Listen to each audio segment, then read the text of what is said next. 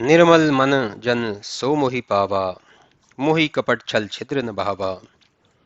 भेद लेन पठवादस सीसा, तदपि न कछु भय हानि कपीसा। जिसका मन निर्मल है वह ही मुझे पाता है, मुझे छल छिद्र और कपट नहीं भाता। यदि रावण ने इसे भेद लेने को ही भेजा होगा तो भी कोई हानि नहीं है। हे मित्र, संसार में जितने राक्षस हैं उन सबको यह लक्ष्मण एक घड़ी में मार सकते हैं, और यदि यह भयभीत होकर क्षण में आ गया है तो मैं इसे प्राण के समान रखूंगा। उभय भांति से उसको मेरे पास लाओ, ऐसा कह के कृपा निधान ने कहा। तब कृपालु रामचंद्र जी की जय हो ऐसा कहकर अंगद और हनुमान चल दिए। तब उसको सप्रेम आगे करके बंदर चले जहां सुख के सागर श्री राम जी विद्यमान थे। तब दूर ही से विभीषण ने आनंद के देने वाले राम लक्ष्मण दोनों भाइयों को देखा। फिर शोभा के धाम राम जी को एक टक देखकर पांव रोककर खड़ा हो गया। देखा तो लंबी भुजाएं, कमलवत नेत्र और श्याम शरीर भय के नाश करने वाले विराजमान हैं। बहुरी राम छवि धाम विलोकी, रह्यो ठिठक इकटक पल रोकी। भुज प्रलंब कर्णागरुण रोचन, श्यामल गात प्रणत भय मोचन। सिंह कंद आयतुर सोहा, आनन अमित मदन मनमोहा। नयन नीर पुलकित अति गाता, मन धरि धीर कही मृदु बाता। नाथ दशानन कर में भ्राता, निश्चर वंश जन्म सुरत्राता। सहज पाप प्रिय तामस देहा, यथा उलू कही तम पर नेहा। केहरी कंद चौड़ी छाती शोभायमान है, मुख की शोभा कामदेव के मन को मोहित करती है। तब नेत्रों में जल भरकर पुलकित शरीर हो, मन में धीरज रखकर विभीषण ने मृदु शब्दों में कहा, हे नाथ, मैं निशाचर वंश में जन्म लेने वाले रावण का भाई हूं, जो सहज ही पाप प्रिय तामसी शरीर वाला, वैसा ही पाप प्रिय हूं कि जैसे उल्लू को अंधेरा प्रिय होता है। सो अपने कानों से आपका सुयस सुनकर, हे भवभंजन प्रभो, मैं आपके समीप आया हूं। हे शरणागत रक्षक राम जी, त्राहि माम त्राहि माम। जब विभीषण को ऐसा कहते और दंडवत करते हुए प्रभु ने देखा तो तुरंत ही विशेष हर्षित हो उठे। दीन वचन सुन प्रभु को अच्छे लगे, उन्होंने उसे उठाकर हृदय से लगा लिया। तब लक्ष्मण सहित विभीषण से मिलकर उसे अपने निकट बैठा लिए और फिर भक्त भयहारी प्रभु बोले, हे लंकेश, कहो परिवार सहित अच्छे तो हो, तुम्हारा वास तो कुठाओं में है, खलमंडली में दिन रात बसते हो। हे सखा, तुम्हारा धर्म किस प्रकार निभता है? तुम्हारी सब रीतियों को मैं जानता हूं कि अत्यंत नीति निपुण हो और तुम्हें अनीति नहीं भाती। हे तात, नरक का वास भले ही मिले, परंतु विधाता दुष्ट की संगति न देवे।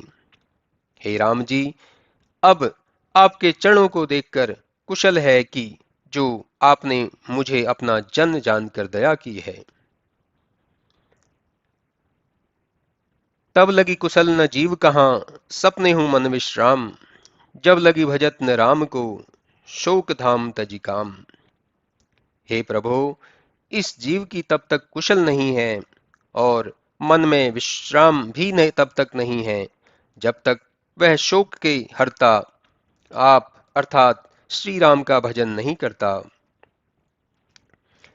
तभी तक हृदय में लोभ मोह मत्सर और मद अनेक दुष्ट सताते हैं कि जब तक धनुष बाण लिए आप श्री रामचंद्र जी हृदय में नहीं बसते। ममता रूपी रात्रि का घोर अंधकार और राग देश उलू का वास है, इस जीव के हृदय में तभी तक रहता है जब तक प्रभु रूपी प्रताप सूर्य नहीं उगता। किंतु हे राम जी, अब तो आपके चरणों को देखकर सकुशल हूं और मेरा भारी भय मिट गया। हे कृपालु, आप जिस पर अनुकूल होते हैं उसे त्रिविध ताप नहीं व्यापते।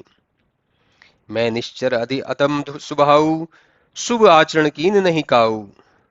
जा स्वरूप मुनि ध्यान न आवा, सो प्रभु हर्ष हृदय मोहि लावा।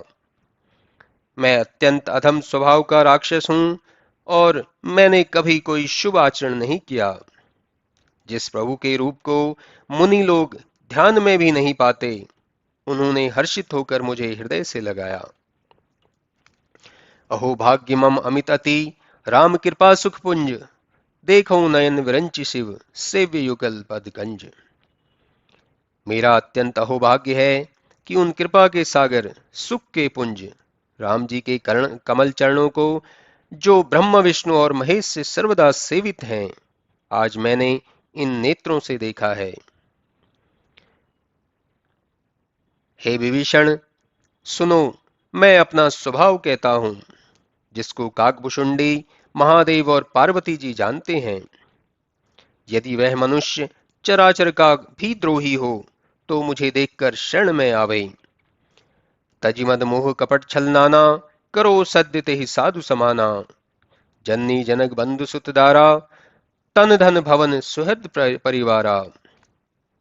सबकी ममता ताग बटोरी, मम पद मन ही बांधि बट डोरी। समदर्शी इच्छा कछु नाही, हर्ष शोक भय नहीं मन माही।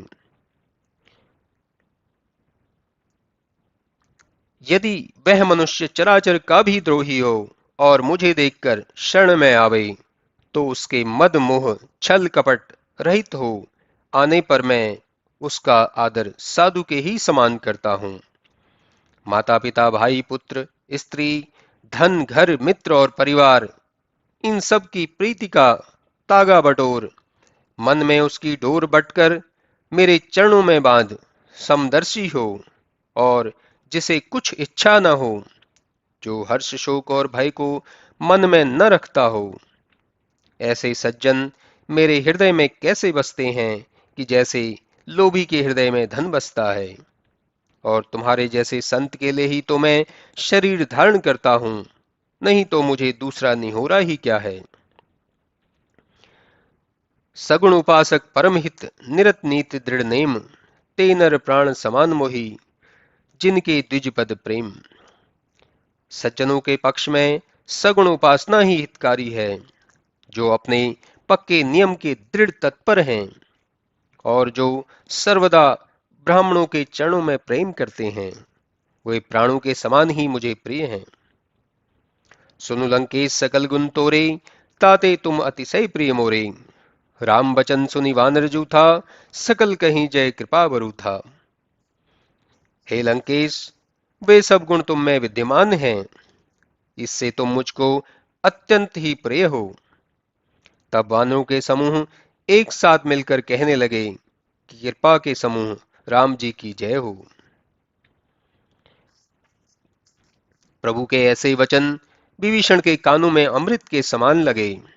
वे प्रेम से नहीं अघाते, इससे बारंबार प्रभु के चरणों को पकड़कर हृदय में लगाते। वह अधिक प्रेम हृदय में नहीं समाता। विभीषण बोले, हे अंतर्यामी, आप चराचर जगत के स्वामी हैं। मेरे हृदय में कुछ पूर्व की वासना थी, जो अब प्रभु के चरणों की प्रीति रूपी सरिता में बह गई। सो हे कृपालु, अब कृपा करके अपनी वही पवित्र भक्ति, जो शिव पार्वती के मन को अच्छी लगती है, मुझे भी दे दीजिए। तब संग्राम में धीर प्रभु ने एवमस्तु कहकर समुद्र का जल मांगा। हे सखा, यद्यपि तुमको कुछ इच्छा नहीं है, फिर भी संसार में मेरा दर्शन अमोघ्य है। ऐसा कहकर श्री राम जी ने विभीषण को तिलक किया। देवताओं ने आकाश से फूलों की वर्षा की। रावण का क्रोध मानो अग्नि के समान है और श्वास प्रचंड वायु है। उससे जलते हुए विभीषण की रक्षा की है और अखंड राज्य दिया है। जो संपत्ति शिव राव नहीं दी, जो संपत्ति शिव राव नहीं दीन दिए तस्मात्, सोई संपदा विभीषण नहीं, सकुच दीन रघुनाथ। जो संपदा महादेव जी ने रावण को दी थी, जबकि रावण ने अपने 10 सिर काटकर शिव जी को अर्पित कर दिए थे, वही संपदा आज राम जी ने विभीषण को संकोच के साथ दे दी। तब ऐसे प्रभु को छोड़कर जो दूसरों को भजते हैं, वे मनुष्य बिना पूंछ और बिना सींग के प्रभु पशु के समान हैं। अपना जानकर प्रभु ने उसे अपना लिया। उनका स्वभाव समस्त वानरों को अच्छा लगा। पुनि सर्वज्ञ सर्वरवासी, सर्वरूप सब रहित उदासी, बोले वचन नीति प्रतिपालक, कारण मनुज धनुज कुल घालक। फिर सर्वज्ञ, सबके मन में वास करने वाले और चराचर में व्याप्त, सबसे परे और उदासीन रहने वाले, नीति के पालक और राक्षसों के संहार करता प्रभु यह वचन बोले। सुनु कपीस लंकापति वीरा, किह विधि तरिय जलधि गंभीरा। संकुल उरग मकर झस जाति, अति अगाध दुस्तर सब भांति। हे सुग्रीव और हे लंका के राजा वीर विभीषण, किस प्रकार से समुद्र को पार किया जाए, इसमें सर्प मगर और अनेक जाति की मछलियां हैं, तथा यह बड़ा ही दुस्तर और अगाध है। कह लंकेश सुनहु रघुनायक, कोटि सिंधु शोषक तब सायक। यद्यपि तदपि नीति अस गाई, विनय करी सागर सन जाई। तब विभीषण ने कहा, हे रघुकुल के स्वामी, आपके बाण करोड़ों समुद्र को सोख सकते हैं, तथापि यह नीति कह रही है कि आप जाकर समुद्र से प्रार्थना कीजिए। हे प्रभु, समुद्र आपके कुल की कीर्ति है। विचार कर उपाय कहेगा, तब बिना परिश्रम ही यह सब रीछ और बानरों की सेना पार उतर जाएगी। सखा कही तुम नीकी उपाई, करब देव जो होई सहाई। मंत्र नय लक्ष्मण मन भावा, राम वचन सुनी अति दुख पावा। हे सखा, तुमने अच्छी युक्ति बताई, यही करूंगा। यदि देव ने सहायता की, यह सलाह लक्ष्मण जी को अच्छी न लगी, वह राम जी की वचन सुनकर अत्यंत दुख पाए और कहने लगे, नाथ देव कर कवन भरोसा, सूखिय सिंधु करिय मन रोसा। कादर मन कहाँ एक आधारा, देव देव आलसी पुकारा। हे नाथ, देवों का क्या भरोसा है, मन को उत्तेजित कर समुद्र को सोख लीजिए। यह तो कायरों के मन का एक आधार मात्र है कि वे आलसी देव देव पुकारते हैं। सुनत विहसी बोले रघुबीरा, ऐसे ही करब धरो मन धीरा। अस कही प्रभु अनुजई समुझाई, सिंधु समीप गए रघुराई। प्रथम प्रणाम कीन सिर नाई, बैठे पुनि तट दर्भ डसाई।